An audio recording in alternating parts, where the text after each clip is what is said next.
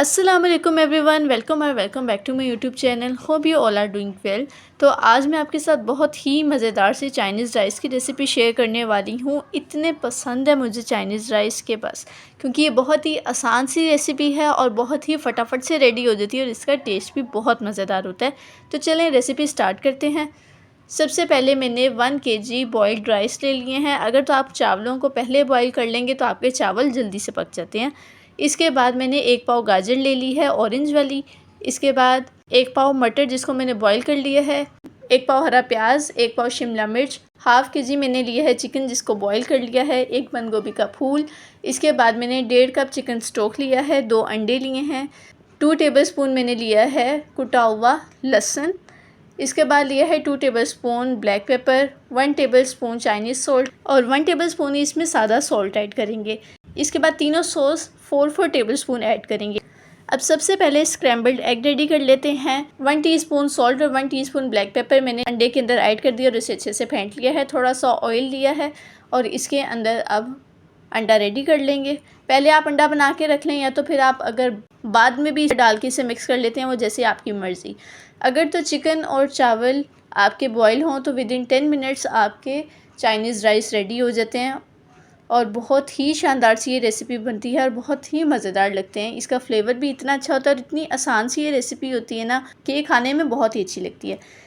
अच्छा जी, अंडा रेडी हो चुका है। अब इसे साइड पे कर लेंगे। अब कढ़ाई में 1/2 कप मैंने कुकिंग ऑयल ऐड किया है। अब इसके अंदर चॉप्ड गार्लिक ऐड कर लेंगे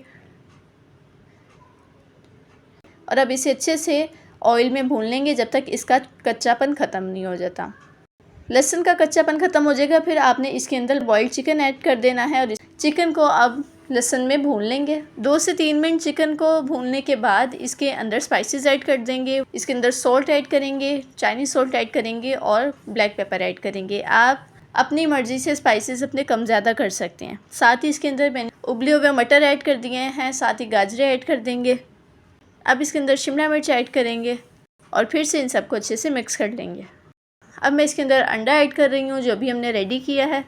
साथ ही अब इसके अंदर चिकन स्टॉक ऐड कर देंगे। बहुत ही अच्छा सा फ्लेवर हो जाता है चिकन स्टॉक के साथ। अब इसके अंदर मैं सॉस ऐड करने लगी हूँ। मैंने बड़ा वाला स्पून लिया हुआ है, सूप वाला, तो इसीलिए मैं इसके 2 चम्मच ऐड करूँगी। अगर तो आप टेबल स्पून ले रहे हैं तो आप इसके अंदर 4 टेबल स्पून ऐड कर लें। तीनों सॉस ऐड करने के बाद अब इसे अच्छे से मिक्स कर लेंगे और अब इसके अंदर स्प्रिंग अनियन ऐड कर देंगे।